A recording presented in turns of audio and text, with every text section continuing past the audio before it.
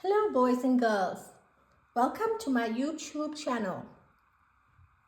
Today boys and girls, we are reading Charlotte's Web by E.B. White.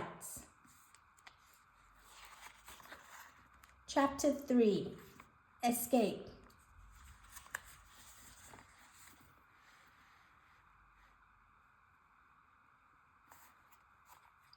The barn was very large. It was very old. It smelled of hay and it smelled of manure. It smelled of the perspiration of tired horses and the wonderful sweet breath of patient cows. It often had a sort of peaceful smell, as though nothing bad could happen ever again in the world. It smelled of grain and of harness dressing and of axle grease and of rubber boots, and of new rope. And whenever the cat was given a fish head to eat, the barn would smell of fish, but mostly it smelled of hay, for there was always hay in the great loft up overhead, and there was always hay being pitched down to the cows and the horses and the sheep. The barn was pleasantly warm in winter, when the animals spent most of their time indoors, and it was pleasantly cool in summer, when the big doors stood wide open to the breeze.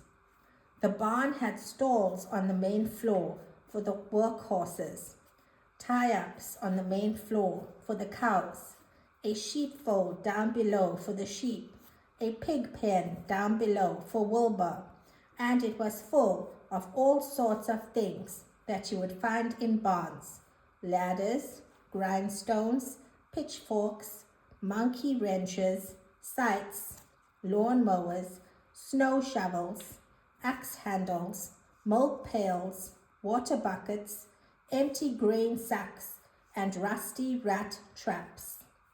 It was the kind of barn that swallows like to build their nests in. It was the kind of barn that children liked to play in, and the whole thing was owned by Fern's uncle, Mr. Homer L. Zuckerman.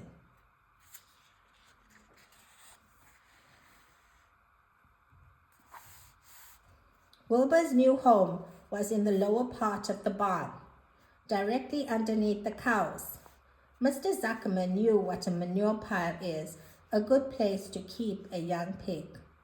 Pigs needed warmth, and it was warm and comfortable down there in the barn cellar on the south side. Fern came almost every day to visit him. She found an old milking stool that had been discarded, and she placed the stool in the sheepfold next to Wilbur's pen. Here she sat quietly during the long afternoons, thinking and listening and watching Wilbur. The sheep soon got to know her and trust her.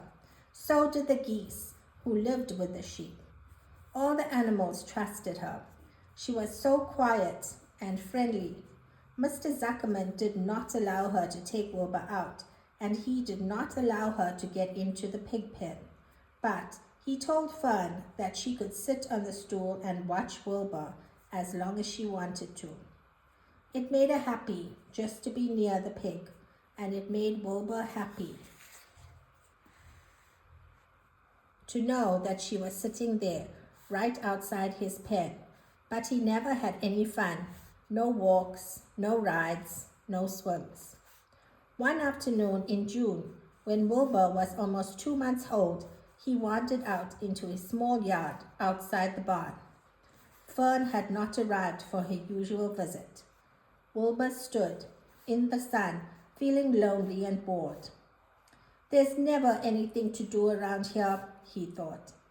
He walked slowly to his food trough and sniffed to see if anything had been overlooked at lunch.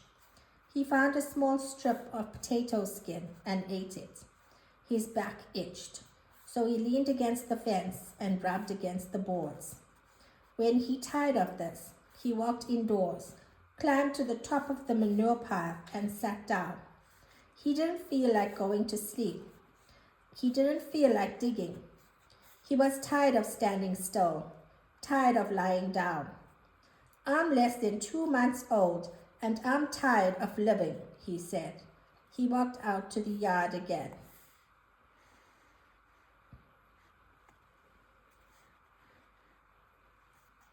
When I'm out here, he said, there's no place to go but in. When I'm indoors, there's no place to go but out in the yard. That's where you're wrong, my friend, said a voice.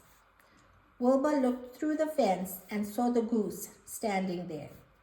You don't have to stay in that dirty little yard, said the goose, who talked rather fast. One of the boards is loose. Push on it. Push on it, and come on out. What? Said Wilbur. Say it slower. At the risk of repeating myself, said the goose, I suggest that you come on out. It's wonderful out here. Did you say a board was loose? That I did, said the goose. Wilbur walked up to the fence and saw that the goose was right. One board was loose. He put his head down, shut his eyes, and pushed. The board gave way. In a minute, he had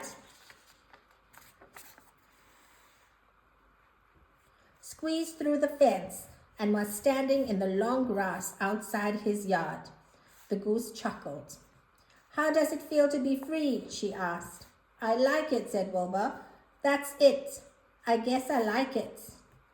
Actually, Wilbur felt queer to be outside his fence with nothing between him and the big world. Where do you think I'd better go? Anywhere you like, said the goose.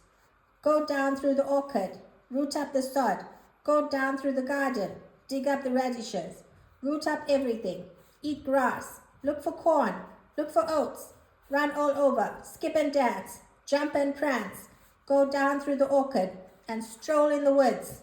The world is a wonderful place when you're young. I can see that, replied Wilbur. He gave a jump in the air, twirled, ran a few steps, stopped, looked all around, sniffed the smells of afternoon, and then set off, walking down through the orchard, pausing in the shade of an apple tree. He put his strong snout into the ground and began pushing, digging, and rooting. He felt very happy. He had plowed up quite a piece of ground before anyone noticed him. Mrs. Zuckerman was the first to see him. She saw him from the kitchen window, and she immediately shouted for the men. Homer, she cried, pigs out, Lovey, pigs out, Homer, Lovey, pigs out. He's down there under that apple tree. Now the trouble starts, thought Wilbur. Now I'll catch it. The goose heard the racket, and she too started hollering. Run, run, run, down here. Make for the woods, the woods. She shouted to Wilbur. They'll never, never, never catch you in the woods. The cocker spaniel heard the commotion, and he ran out from the barn to join in the chase. Mr. Zuckerman heard, and he came out of the machine shed where he was mending a tool. Lovey, the hired man, heard the noise and came up from the asparagus patch where he was pulling weeds. Everybody walked towards Wilbur, and Wilbur didn't know what to do. The woods seemed a long way off, and anyway, he had never been down there in the woods and wasn't sure he would like it. Get round behind him, Lovey, said Mr. Zuckerman, and drive him towards the barn, and take it easy, don't rush him. I'll go and get a bucket of slops. The news of Wilbur's escape spread rapidly among the animals on the place. Whenever any creature broke loose on Zuckerman's farm, the event was of great interest to the others.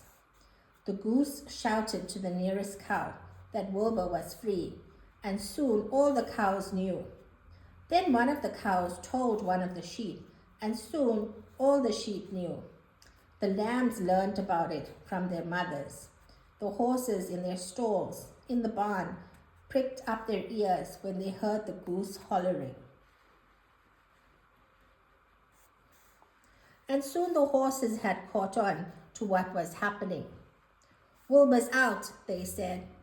Every animal stirred its head and became excited to know that one of its friends had got free and was no longer penned up or tied fast. Wilbur didn't know what to do or which way to run. It seemed as though everybody was after him. If this is what it's like to be free, he thought, I believe I'd rather be penned up in my own yard. The cocker spaniel was sneaking up on him from one side. Lurvy, the hired man, was sneaking up on him from the other side. Mrs. Zuckerman stood ready to head him off if he started for the garden. And now Mr. Zuckerman was coming down towards him, carrying a pail. This is really awful, thought Wilbur. Why doesn't Fern come? He began to cry. The goose took command and began to give orders. Don't just stand there, Wilbur. Dodge about, cried the goose. Skip around, run towards me, slip in and out, in and out, in and out, make for the woods, twist and turn. The cocker spaniel sprang for Wilbur's hind leg. Wilbur jumped and ran. Lurvy reached out and grabbed. Mrs. Zuckerman screamed at Lurvy. The goose cheered for Wilbur. Wilbur dodged between Lurvy's legs. Lurvy missed Wilbur and grabbed the spaniel instead. Nicely done, cried the goose. Try it again. Run downhill, suggested the cows. Run towards me, yelled the gander. Run uphill, cried the sheep. Turn and twist, honked the goose. Jump and dance, said the rooster. Look out for Lurvy, called the cows. Look out for Zuckerman, yelled the gander. Watch out for the dog, cried the sheep. Listen to me, screamed the goose. Poor Wilbur was dazed and frightened by this hullabaloo. He didn't like being the center of all this fuss. He tried to follow the instructions his friends were giving him, but he couldn't run downhill and uphill at the same time, and he couldn't turn and twist when he was jumping and dancing, and he was trying so hard he could barely see anything that was happening. After all, Wilbur was a very young pig, not much more than a baby, really. He wished Fern were here to take him in her arms and comfort him. When he looked up and saw Mr. Zuckerman standing quite close to him, holding a pail of warm slops, he felt relieved. He lifted his nose and sniffed. The smell was delicious. Warm milk, potato skins, wheat middlings, toasted cornflakes, and a popover left from the Zuckerman's breakfast. Come, pig, said Mr. Zuckerman, tapping the pail. Come, pig. Wilbur took a step towards the pail. No, said the goose. It's the old pail trick, Wilbur. Don't fall for it. He's trying to lure you back into captivity. He's appealing to your stomach. Wilbur didn't care. The food smelled appetizing. He took another step towards the pail. Pig, said Mr. Zuckerman in a kind voice, and began walking slowly towards the barnyard, looking all about him innocently, as if he didn't know what a little white pig was following along behind him. You'll be sorry, called the goose. Wilbur didn't care. He kept walking towards the pail of slops. You'll miss your freedom, honked the goose, and our freedom is worth a barrel of slops. Wilbur didn't care.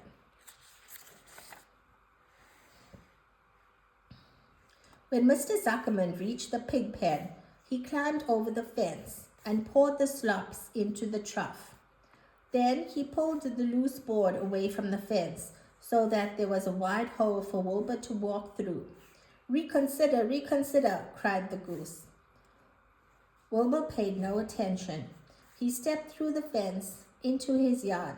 He walked to the trough and took a long drink of slops, sucking in the milk hungrily and chewing the popover. It was good to be home again. While Wilbur ate, Lovey fetched a hammer and some 8-penny nails and nailed the board in place. Then he and Mr. Zuckerman leaned lazily on the fence, and Mr. Zuckerman scratched Wilbur's back with a stick. "He's quite a pig," said Lovey. "Yes, he'll make a good pig," said Mr. Zuckerman. Wilbur heard the words of praise. He felt the warm milk inside his stomach. He felt the pleasant rubbing of the stick along his itchy back. He felt peaceful and happy and sleepy. This had been a tiring afternoon. It was still only about 4 o'clock, but Wilbur was ready for bed. "I'm really too young to go out into the world alone," he thought as he lay down.